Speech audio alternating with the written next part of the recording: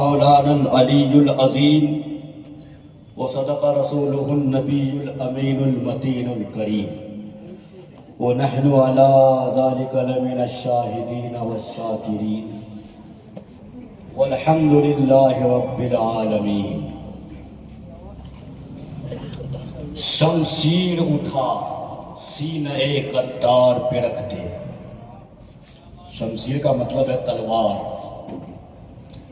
شمشیر اٹھا سینہ غدار پہ رکھ دے، اس دور کے ہر جابر و خوخار پہ رکھ دے، بن مرد مجاہد دہنوار پہ رکھ دے، اسلام زندہ ہوگا سر تلوار پہ رکھ دے۔ امام علی مقام میں میدان کربلا میں اپنے سر کو کٹوا کر اسلام کو زندہ کیا ہے۔ شمشیر اٹھا سینہ غدار پہ رکھ دے، اس دور کے ہر جابر و خوخار پہ رکھ دے، بن مرد مجاہد دہنوار پہ رکھ دے، اسلام زندہ ہوگا سر تلوار پہ رکھ دے، اور مت مانگ اہل سیاست سے زندگی کی بھی، اپنا فیصلہ احمد مختار پہ رکھ دے۔ سبحان اللہ سبحان اللہ۔ اپنا فیصلہ احمد مختار پہ رکھ دے۔ اٹھا لو جام الا اللہ، جو ہوگا دیکھا جائے گا۔ اٹھا لو جام الا اللہ، جو ہوگا دیکھا جائے گا۔ پی لو پڑھ کے بسم اللہ، جو ہوگا دیکھا جائے گا۔ اور روز محشر کوئی پوچھے کہ جنت کون بانٹے گا، تو کہہ دینا رسول اللہ، جو ہوگا دیکھا جائے گا۔ سبحان اللہ تو سبحان کہہ اللہ۔ دینا رسول اللہ، جو ہوگا دیکھا جائے گا۔ آج آپ کے دیار میں، گلیا چک کے ایریا میں ایک نقلی جماعت گھومتی ہے جس کو جماعت اسلامی کہا جاتا ہے۔ آپ کو ان کے چکر میں نہیں رہنا ہے، یہ ایمان کے لٹیرے ہیں۔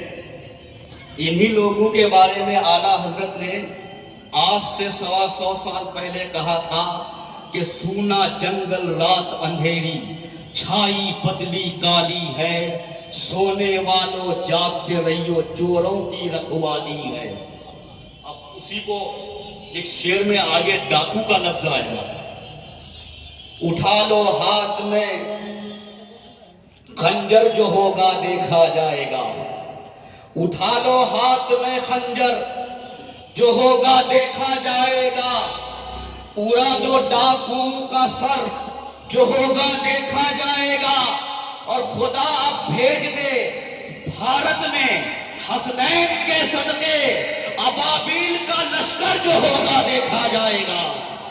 خدا اب بھیج دے بھارت میں حسنین کے صدقے ابابیل کا لشکر، جو ہوگا دیکھا جائے گا۔ اور مولا علی کی شان میں ہمارے شاعر اسلام جناب عثمان غنی صاحب نے بہت ہی زبردست کلام پڑھا ہے، اور آپ لوگوں نے بھی بیداری کا ثبوت دیا ہے۔ میں بھی مولا علی کی شان میں کچھ اشعار آپ کے حوالے کرتا ہوں، غور سے سننے کی ضرورت ہے۔ میں شروع کرتا ہوں یہاں سے کہ اجمیر چل کے دیکھو رتبہ علی کے گھر کا۔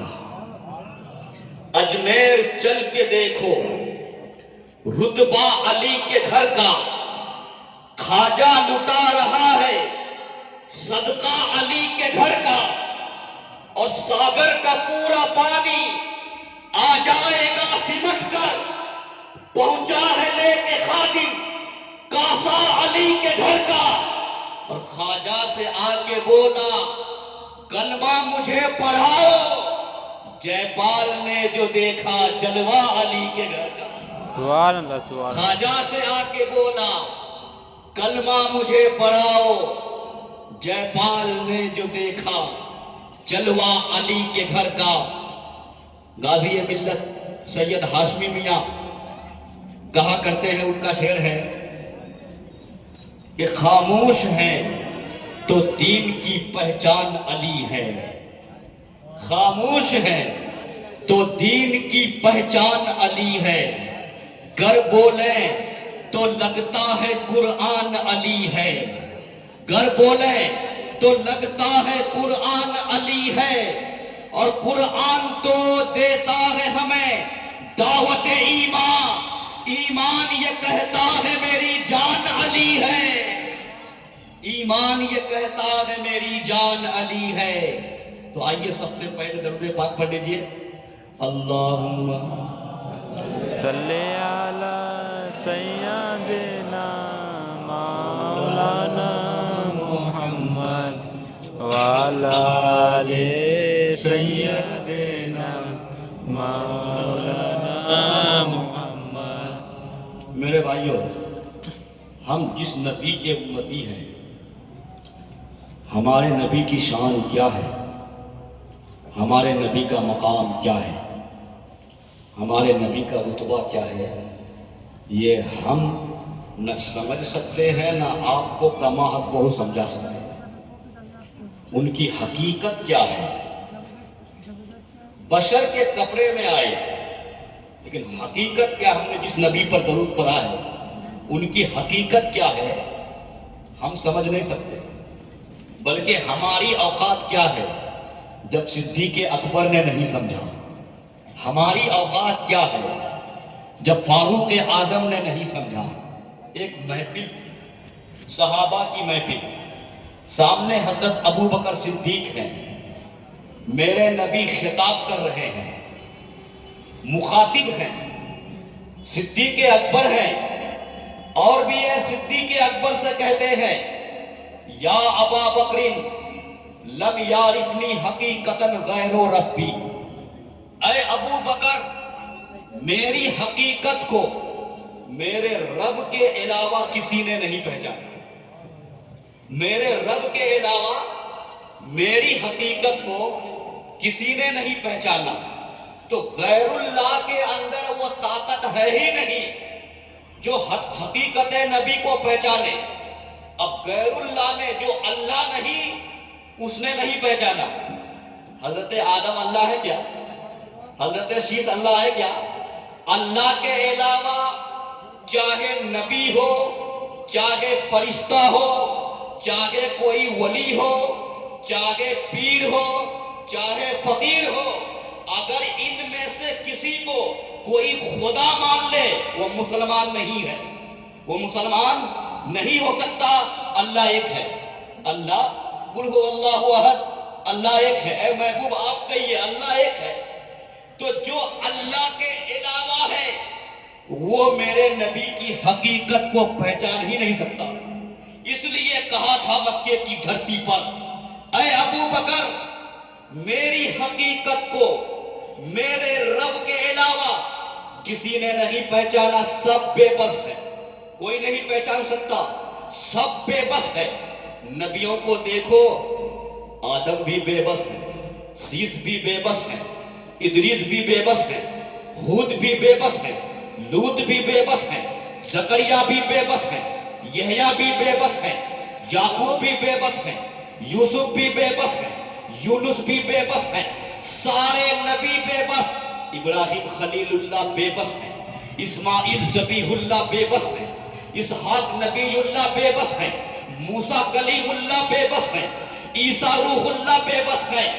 پھر جب امتی کی جماعت کو دیکھیں، صدیق اکبر بے بس ہے، فاروق اعظم بے بس ہے، عثمان غنی بے بس ہے، مولا علی بے بس ہے، امام حسن بے بس ہے، امام حسین بے بس ہے، جعفر صادق بے بس ہے، موسیٰ کاظم بے بس ہے، امام باقر بے بس ہے، سب بے بس۔ غوث اعظم بھی بے بس، زکریا ملتانی بے بس، جنید بغدادی بے بس، خواجہ اجمیری بے بس، قطب الدین بختیار کاکی بے بس، نظام الدین اولیاء بے بس، فرید الدین گنج شکر بے بس، سراج الحق آئینہ ہند بے بس، اخی پاک بے بس، علاء الحق پنڈوی بے بس، مخدوم سمنا بے بس، کلیم اللہ جہان آبادی بے بس، ابو الوفا فصیحی بے بس، سب کے سب بے بس ہیں۔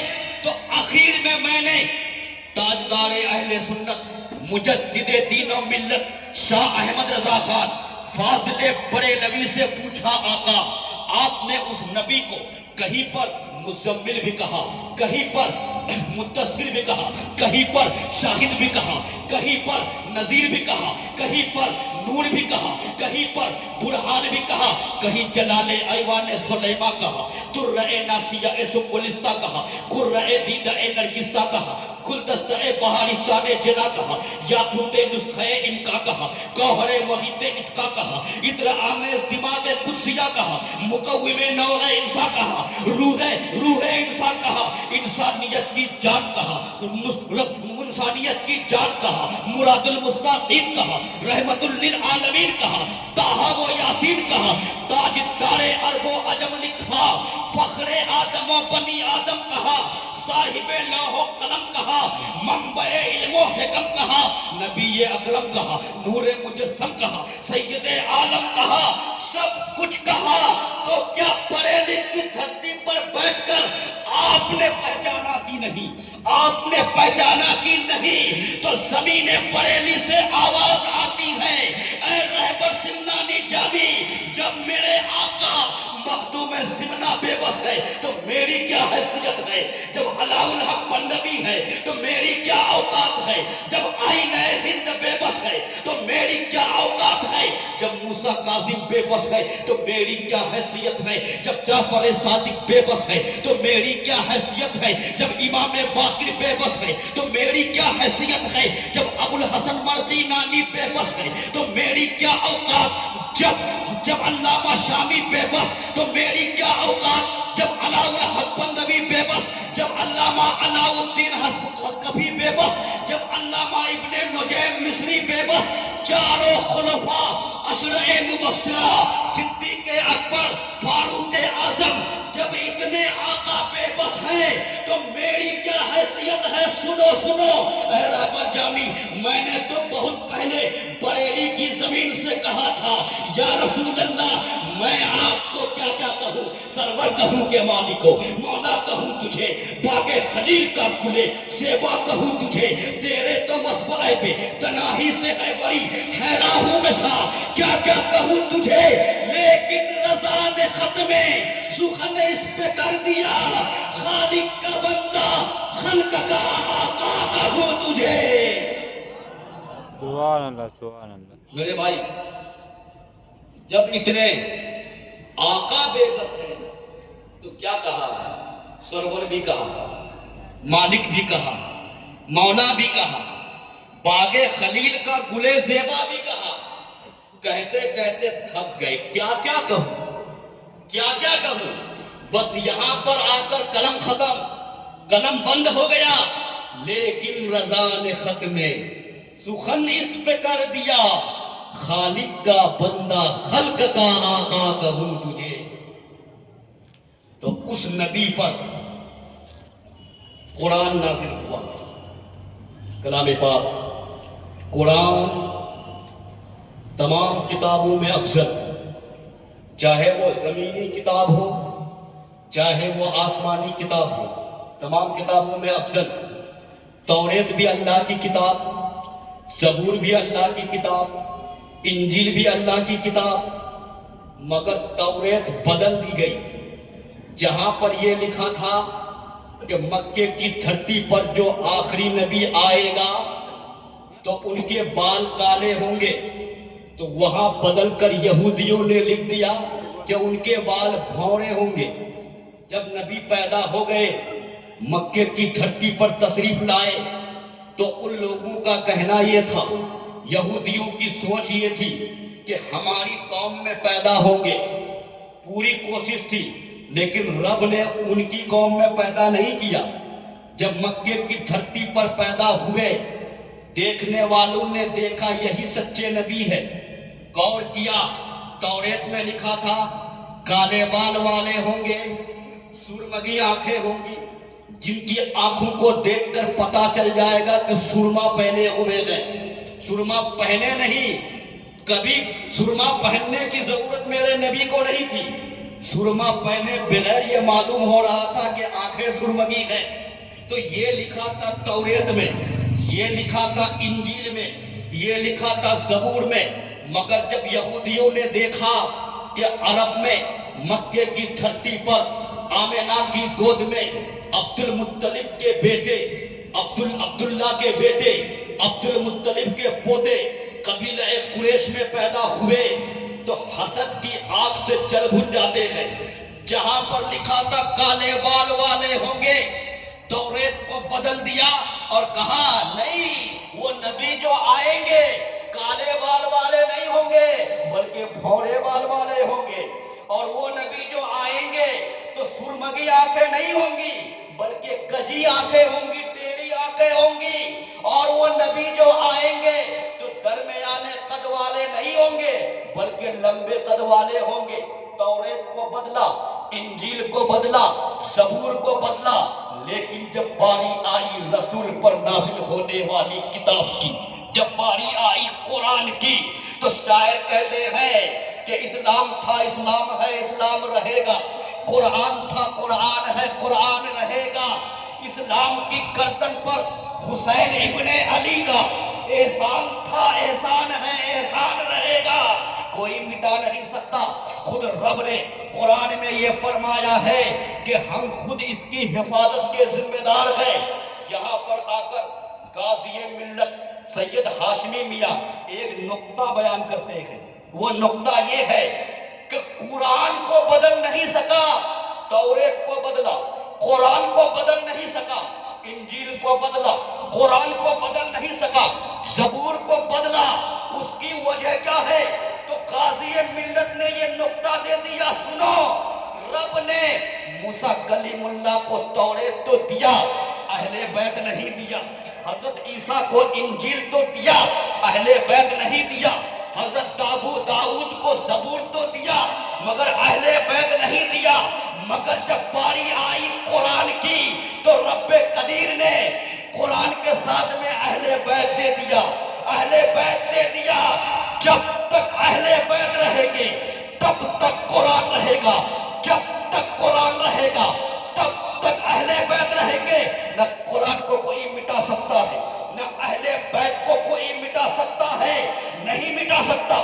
یہی وجہ ہے کہ جب میدان کربلا میں یزیدیوں نے قاسم کی جوانی لوٹی، جب میدان کربلا میں یزیدیوں نے اول محمد کو شہید کیا، جب کربلا کی مٹی میں یزیدیوں نے اول محمد کو شہید کر کے خاندان کے لوگوں کو شہید کیا، جب یزیدیوں نے ننھے علی اصغر کے حلقوم کو تیر سے چھیدا تو انہوں نے سوچا تھا صرف یزید بولے گا، صرف ابن زیاد بولے گا، صرف شمر بولے گا، لیکن دنیا نے دیکھا کہ جب یزیدیوں نے اسلام پر حملہ کیا، اہل بیت پر حملہ کیا، قرآن پر حملہ تھا، کیونکہ قرآن کا جو حکم تھا یزید بدلنے کی کوشش کر رہا تھا، بھتیجی سے شادی کو جائز کہہ رہا تھا، مکمل طاقت لگا دی، کوشش کیا، دنیا والوں نے دیکھا، زمانہ نے دیکھا کہ امام حسین کے سر کو کاٹا تھا بولتی بند کرنے کے لیے، لیکن جب اس سر کو نیزے کی نوک پر چڑھایا تو وہ سر قرآن بولتا تھا، قرآن بولتا تھا۔ زید بن ارقم کہتے ہیں میں نے سنا تو کیا سنا، میں نے دیکھا تو کیا دیکھا کہ جب یزیدیوں نے امام حسین کے سر کو کاٹ کر نیزے کی نوک پر چڑھا کر کوفہ کے گلیوں میں، کوفہ کے شہروں میں اور بازاروں میں گھما رہے تھے تو حسین کے ہونٹ ہل رہے تھے۔ میں نے جب کان لگا کر سنا تو کیا سنا، وہ سر کہتا تھا ام حسبت ان اصحاب الکہف والرقیم کانوا من آیاتنا عجبا۔ زید بن ارقم کہتے ہیں جب میں نے امام حسین کے سر سے قرآن کی یہ آیت سنی میرے جسم کے رونگٹے کھڑے ہو گئے، میرے جسم کے اندر کلیجہ تھرا گیا، یزیدیت کی دھرتی ہلنے لگتی ہے، ایوان یزیدیت میں بھوکم آ جاتا ہے۔ ایسا لگتا تھا کہ ایران نے اسرائیل پر میزائل گرا دیا ہو، ایسا لگتا تھا کہ ایران کے ایٹم بم یہودی کی دھرتی ہلا رہی ہو. ایسا لگتا تھا کہ فتح میزائیل سے یہودیت کا ستیہ ناش ہو رہا ہو. ایسا لگتا تھا کہ فتح میزائیل سے پرخچے اڑائے جا رہے ہوں. ایسا لگتا تھا کہ سر حسین میں صدیق کی صداقت بول رہی ہے. ایسا لگتا تھا کہ سر حسین میں فاروق کی عدالت بول رہی ہے. ایسا لگتا تھا کہ سر حسین میں عثمان کی سخاوت بول رہی ہے. ایسا لگتا تھا کہ سر حسین میں علی کی شجاعت بول رہی ہے. وہ سر بولتا رہا اور بول بول کر دنیا کو پیغام دے گیا کہ شمشیر اٹھا سینہ غدار پہ رکھ دے. اس دور کے ہر جابرو خوخار پہ رکھ دے. بن مرتے مجاہد دہنوار پہ رکھ دے. اسلام زندہ ہوگا سر تلوار پہ رکھ دے. مت مانگ اہل سیاست سے زندگی کی بھی اپنا فیصلہ احمد مختار پہ رکھ دے.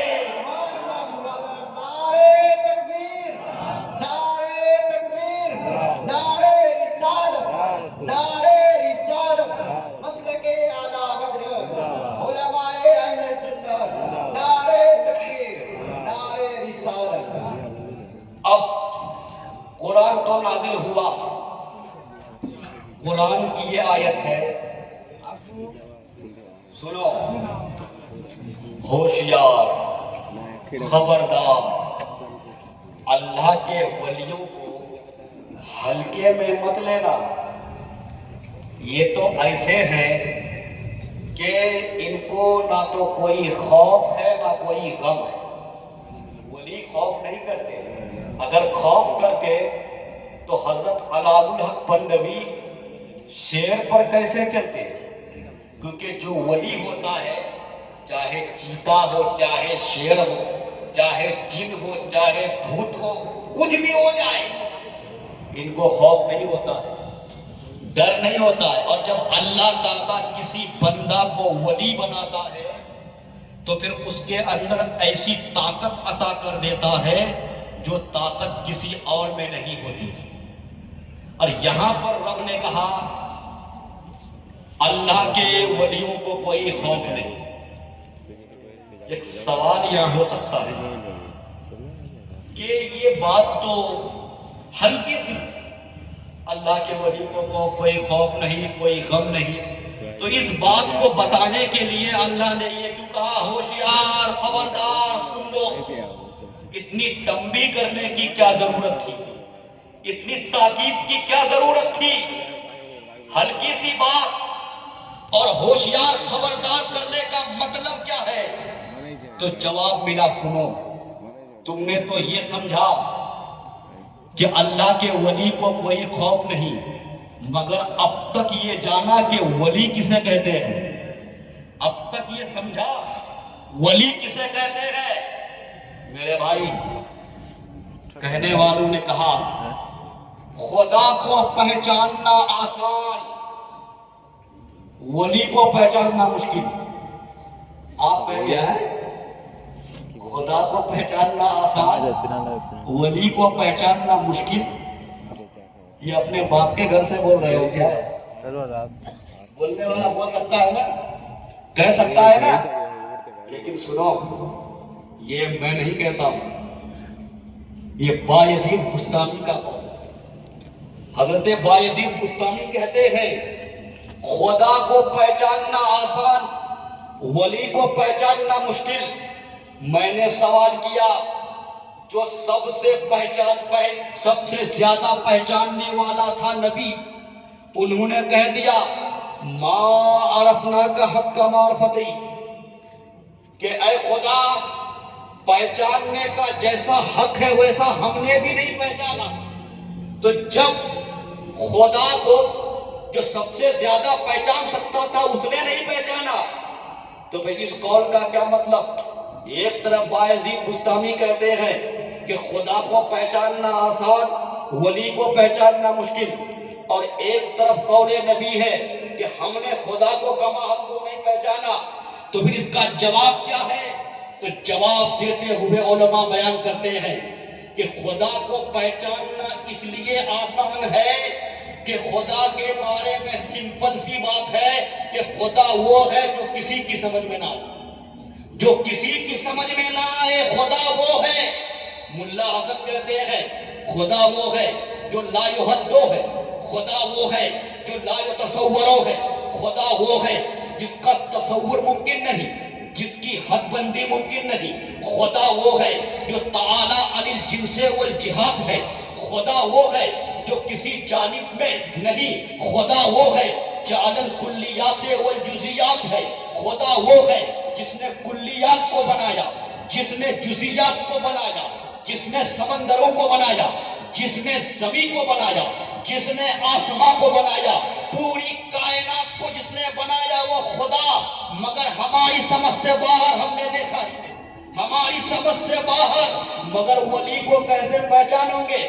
ولی تو دیکھنے میں لگتے ہیں کہ تمہاری طرح دو ہاتھ ہے، دیکھنے میں لگتے ہیں کہ دو پیر ہے، دیکھنے میں لگتے ہیں کہ دو آنکھیں ہیں، تو جس طرح ہماری دو آنکھیں اس طرح ولی کی بھی دو آنکھیں، جس طرح ہمارے دو کان اس طرح ولی کے بھی دو کان، جس طرح ہمارے دو پیر اس طرح ولی کے بھی دو پیر۔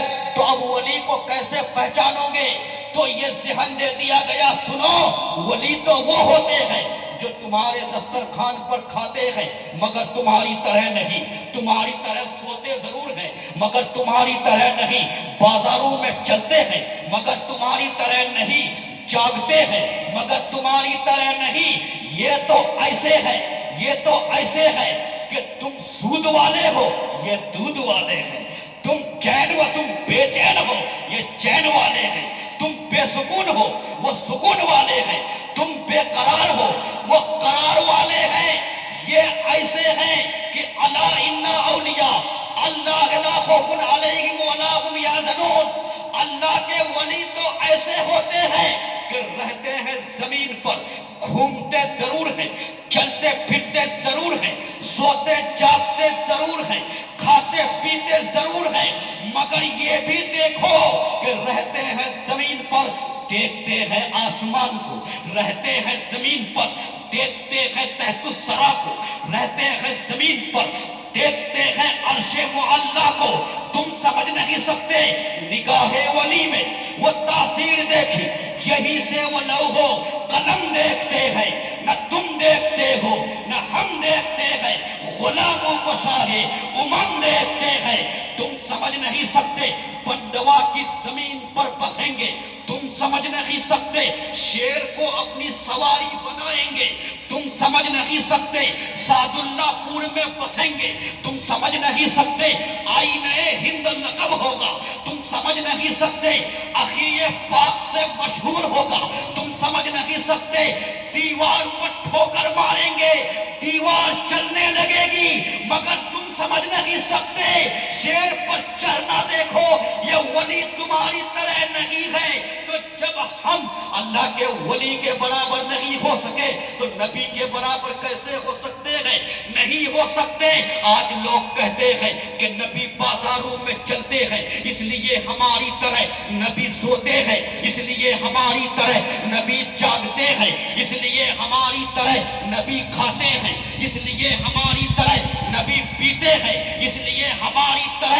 تو شیخ الاسلام نے کچھ سال پہلے یہ پیغام دیا تھا، نادانو اگر تم اس نبی کو زمین پر چلتے پھرتے دیکھتے ہو تو چاند کو پھاڑتے بھی دیکھ لو، اگر تم اس نبی کو اگر کھاتے پیتے دیکھتے ہو تو سورج کو پلٹواتے بھی دیکھ لو، اگر بازاروں میں چلتے پھرتے دیکھتے ہو تو کہکشاں سے گزرتے بھی دیکھ لو، اگر سوتے جاگتے دیکھتے ہو تو پھر درختوں کو بلاتے بھی دیکھ لو۔ یہ بھی دیکھو وہ بھی دیکھو، جب تک تم نبی کے کھانے پینے کو دیکھو گے، جب تک تم نبی کے چلنے پھرنے کو دیکھو گے، جب تک تم نبی کے سونے جاگنے کو دیکھو گے، تب تک اس نبی کو خدا نہیں کہہ سکتے، خدا نہیں کہہ سکتے۔ لیکن جب اسی نبی کو کہکشاں سے گزرتے دیکھو گے، چاند کو چیرتے دیکھو گے، درخت کو بلاتے دیکھو گے، ابو جہل کی مٹھی میں کنکر کو کلمہ پڑھواتے دیکھو گے، تو تم اس نبی کو خدا سے جدا نہیں کہہ سکتے۔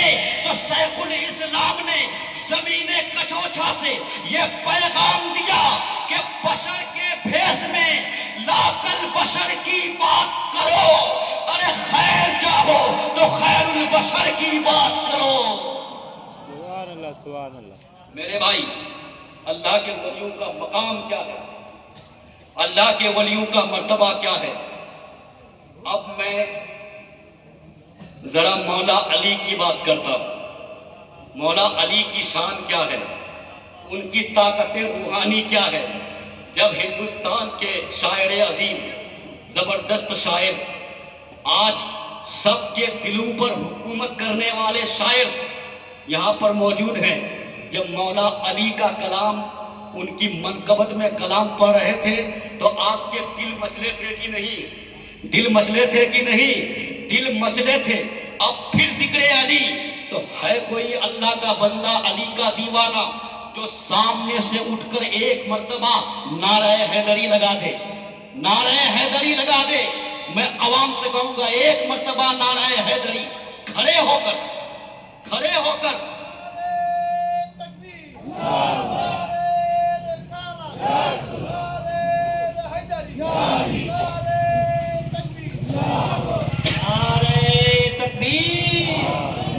کم سے کم آواز ذرا بلند کیجیے، نعرہ رسالت، نعرہ حیدری۔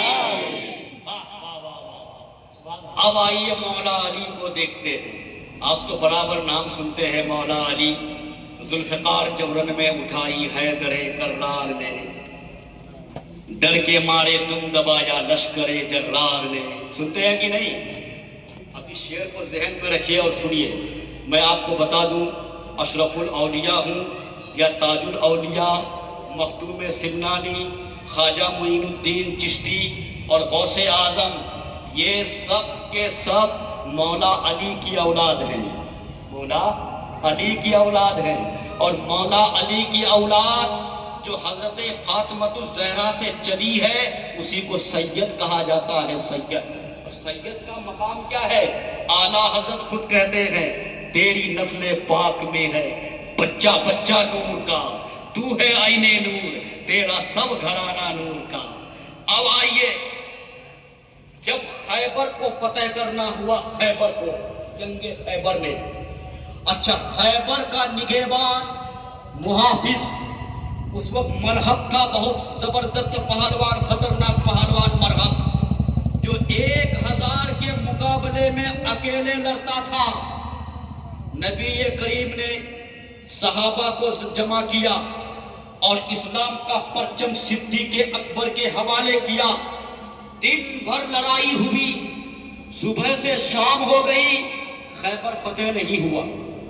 دوسرے دن ہمارے آقا ہم سب کے نبی نے اسلام کا جھنڈا حضرت عمر فاروق کو دیا۔ دن بھر جنگ چلی، لڑائی ہوئی، خیبر فتح نہیں ہوا۔ تب تیسرے دن پیارے مصطفیٰ نے فرمایا، سنو کل میں جھنڈا، نعرہ تکبیر، اللہ، نعرہ رسالت، اللہ، نعرہ حیدری، حضرت علامہ مولانا شاہجہاں صاحب قبلہ اشرفی، نعرہ تکبیر، نعرہ رسالت، ناظم تعلیمات مخدوم اشرف مشن۔ سبحان اللہ، سبحان اللہ، ویلکم ویلکم۔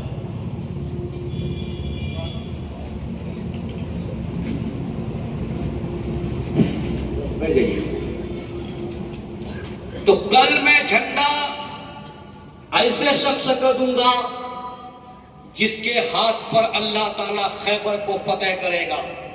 یہ بات تھی۔ صدیق اکبر سوچ رہے ہیں کہ شاید جھنڈا مجھے ملے گا، فاروق اعظم سوچ رہے ہیں جھنڈا مجھے ملے گا۔ فاروق اعظم حضرت عمر فرماتے ہیں میں رات میں سویا تو مجھے نیند نہیں آئی اس خوشی میں کہ کل جھنڈا مجھے ملے گا اور خیبر فتح ہو جائے گا۔ اس خوشی میں رات بھر سویا ہی نہیں۔ حضرت ابو ہریرہ نے نبی سے پوچھا یا رسول اللہ کل آپ جھنڈا کسے دیں گے؟ تو نبی نے فرمایا کل میں جھنڈا اس کو دوں گا جو اللہ اور اللہ کے رسول سے پیار کرتا ہے اور اللہ اور اللہ کا رسول بھی اس سے پیار کرتے ہیں، میں اس کو جھنڈا دوں گا۔ پھر کیا ہوا؟ سارے صحابہ سوچنے لگے جھنڈا مجھے ملے گا، جھنڈا مجھے ملے گا۔ لیکن جب صبح ہوئی سب جمع ہوئے، مولا علی غائب تھے، مولا علی وہاں پر حاضر نہیں ہے، غائب ہے۔ میرے نبی نے پوچھا، صدیق بھی ہے، فاروق بھی ہے، عثمان بھی ہے، سب ہے، علی کہاں ہے؟ تو کسی بتانے والے نے بتایا یا رسول اللہ علی کی آنکھ میں درد ہے، تکلیف ہے، اس لیے حاضر نہیں ہوئے۔ نبی نے فرمایا علی کو بلا لاؤ، علی کو بلا لاؤ۔ مولا علی تشریف لائے، نبی نے فرمایا بات کیا ہے؟ تو مولا علی نے عرض کیا یا رسول اللہ آنکھوں میں درد ہے، تکلیف ہے۔ میرے نبی نے فرمایا علی قریب آ۔ جب قریب آئے تو اپنا لعاب، جس کو دھوپ دیتے ہیں، دھوپ، لعاب دہن علی کی آنکھوں میں ڈالا، آنکھیں اچھی ہو گئی، آنکھیں اچھی ہو گئی۔ اور مولا علی کہتے ہیں کہ تب سے لے کر انتقال تک، وفات تک کبھی آنکھوں میں درد ہی نہیں ہوا، اور پہلے سے زیادہ میری آنکھوں میں روشنی آ گئی۔ تم تھوک دو تو کسی کی آنکھ ٹھیک نہ ہو سکے، اور نبی تھوک دے تو درد غائب ہو جائے۔ کہاں تم ہمسری کا دعویٰ کرتے ہو؟ کہاں تم نبی سے برابری کا دعویٰ کر سکتے ہو؟ پھر کیا ہوا؟ نبی نے اسلام کا جھنڈا مولا علی کے حوالے کیا۔ جب مولا علی کے حوالے اسلام کا جھنڈا کیا تو پھر جنگ شروع ہو گئی، جنگ ہونے لگی، لڑائی عالم شباب میں تھی، معاملہ بالکل گرم تھا، اور خیبر کو فتح کرنا تھا۔ لیکن خیبر کو فتح کرنے کے لیے خیبر کا جو محافظ تھا اس کو گرانا ضروری تھا، اس کو بے بس کرنا ضروری تھا۔ اور خیبر کا محافظ کون تھا؟ مرحب تھا، مرحب، جو 1000 کے مقابلے میں اکیلے لڑتا تھا۔ مرحب نے چیخ کر کہا بھتیجے تم جانتے ہو میں کون ہوں؟ میں مرحب ہوں، مرحب۔ مولا علی نے کہا کہ مجھے تمہاری پتہ نہیں ہے تم کون ہو، لیکن میں اتنا جانتا ہوں کہ میں کون ہوں، میں علی ہوں، علی، اللہ کا بھی شیر ہوں، اللہ کے رسول کا بھی شیر ہوں۔ جب اتنا سنا خیبر پلٹنے لگا، بھاگنے لگا۔ اب مولا علی حیرت میں ہے، جو 1000 کے مقابلے میں لڑتا تھا وہ پلٹ کیوں رہا ہے، بھاگ کیوں رہا ہے، بات کیا ہے؟ جب بھاگنے لگا تو ابلیس شیطان لعین انسان کی شکل میں آیا، ابلیس بھی آ گیا۔ لیکن جب مولا علی نے پوچھا اے مرحب تم ڈرتے کیوں ہو، تم خوف کیوں کرتے ہو، دہشت میں کیوں ہو، بے چین کیوں ہو؟ تو مرحب نے جواب دیا اے علی میری ماں علم نجوم جانتی تھی، وہ نجومی تھی، میری ماں نے مجھے بتایا تھا بیٹا مرحب تو پہلوان ضرور ہے، 1000 کے مقابلے میں لڑتا ضرور ہے، مگر علی نام کے انسان سے کبھی مت لڑنا، لڑو گے تو مارے جاؤ گے، اس لیے میں بھاگ رہا ہوں۔ جب بھاگ رہا تھا ابلیس شیطان نے کہا مرحب یہ وہ علی نہیں ہے جس کے بارے میں تمہاری ماں نے کہا تھا، یہ تو کوئی دوسرا علی ہے۔ اسی شیطان نے مرحب کو مروا دیا، مرحب کو مروا دیا۔ یہ سن کر مرحب پھر پلٹا اور چیخ کر کہا دیکھتا ہوں تو کون علی ہے۔ علی آگے آئے، مقابلہ شروع ہے۔ مرحب جوش میں تھا، علی ہوش میں تھا۔ مرحب نے للکارا، علی نے پکارا، مرحب نے وار کیا، علی نے اس وار کو بیکار کیا۔ پھر مولا علی نے جب ذوالفقار حیدری اٹھائی، حیدر کرار کی جب تلوار چلی تو مرحب کے لوہے کی ٹوپی کو کاٹ کر سر تک پہنچی، اور سر کو کاٹ کر داخل تک پہنچ گئی۔ یعنی اسلام کی فطرت میں قدرت نے وہ لچک دی ہے، اتنا ہی وہ ابھرے گا جتنا کہ دباؤ گے۔ تو کافروں نے سوچا کہ تنہے تنہا لڑنے سے کچھ نہیں ہوگا. ایک بار کی حملہ کرو, ایک بار کی وار کرو, لڑائی شروع ہو گئی. ایک ساتھ حملہ کیا تو مولا علی نے صحابہ سے کہا, اے صحابہ میں صرف اکیلے کیوں لڑوں, صرف میں ہی کیوں فیض لوں, تم بھی لڑو. اتنا کہنا تھا, جنگ شروع ہو گئی. لیکن خیبر کا قلعہ فتح کیسے ہوگا؟ دروازہ کھلے گا تب خیبر کا قلعہ فتح ہوگا. تو اب دروازہ کھلے گا کیسے؟ اس دروازے پر چڑھنا ضروری تھا. تو مولا علی کبھی آگے جاتے ہیں, کبھی پیچھے ہوتے ہیں, جوش میں آتے ہیں. اور خیبر کا دروازہ اتنا وزنی تھا کہ مدارج النبوت میں لکھا ہے کہ وہ دروازہ 800 من کا تھا. 800 من کا, کسی کتاب میں ہے 150 من کا دروازہ تھا. مگر مولا علی نے اپنے ہاتھ سے, صرف بائیں ہاتھ سے پکڑا اور جھٹکایا تو دروازے کو اکھاڑ دیا. اور اکھاڑ کر جو پھینکا تو دروازہ دور میں جا کر گرا. پھر کیا ہوتا ہے, قلعے پر چڑھنا تھا. مولا علی نے اس دروازے کو اپنی پیٹھ پر لیا. صحابہ سے کہا, صحابہ میری پیٹھ پر سے گھوڑے دوڑا دو. گھوڑے دوڑا کر قلعے پر چڑھے. خیبر کا قلعہ فتح ہو گیا. خیبر کا قلعہ فتح ہو گیا. یہ علی کی طاقت روحانیت تھی, یہ علی کی طاقت انسانیت نہیں بلکہ طاقت ولایت تھی. اس لیے کسی عاشق نے کہا ہے کہ کبھی زنجیر ہلتی ہے, کبھی در کانپ جاتا ہے. علی کا نام سن کے اب بھی خیبر کانپ جاتا ہے. سبحان اللہ, سبحان اللہ. وہ علی تھے میرے بھائی. حضرت جب آ گئے ہیں تو اس کا مطلب ٹائم ختم ہے. بس مختصر میں یہ کہہ دوں کہ مولا علی نے جس اسلام کو پھیلایا, جس اسلام کو بچایا, اسی اسلام کو پھیلانے کے لیے, بچانے کے لیے خواجہ غریب نواز اجمیر میں آئے, مخدوم سمنانی کے چھوچھے میں آئے, حضرت سراج الحق آئین ہند یہ سعد اللہ پور میں آئے, حضرت علاء الحق پنڈوی پندوا شریف میں آئے. پھر مخدوم سمنانی کی روحانی اولاد حضور اشرف الاولیاء یہاں پر آ کر انہوں نے اسلام کا پرچم لہرایا. اور پندوا کی زمین پر جتنا بڑا ادارہ قائم کیا ہے اس کی مثال نہیں ملتی. اس کا جواب بنگال میں نہیں ہے, کوئی ادارہ اتنا بڑا ہے نہیں ہے. انہوں نے اس مدرسہ کو قائم کیا, جہالت کو دور کیا, اندھیروں کو دور کیا, اور تاج الاولیاء نے ان کے خواب کی مکمل تکمیل کی. میں نہ تو تاج الاولیاء کی شان کما حق کو بیان کر سکتا ہوں, نہ اشرف الاولیاء کی شان کما حق کو بیان کر سکتا ہوں, مگر آخر میں یہ خراج عقیدت میں ضرور پیش کرتا ہوں کہ اشرف الاولیاء تو وہ تھے کہ ایک مرتبہ انہوں نے صرف کرسی پر ہاتھ مار دیا تو ایک بد عقیدے کا پیشاب نکل گیا. پیشاب مناظرہ کرنے آیا تھا, پیشاب نکل گیا. ایک جوگی کرتب دکھا رہا تھا, منہ سے آگ نکال رہا تھا, اشرف الاولیاء گئے, سارا کرتب غائب ہو گیا. یہ بنگلہ دیش کی زمین کا واقعہ ہے. ان کی شان میں کما حق کو بیان نہیں کر سکتا. بہت بڑے عالم دین تھے, بہت اچھے فقیہ تھے, سچے عاشق تھے, اولاد علی تھے, فاطمہ زہرا کی نسل سے تھے.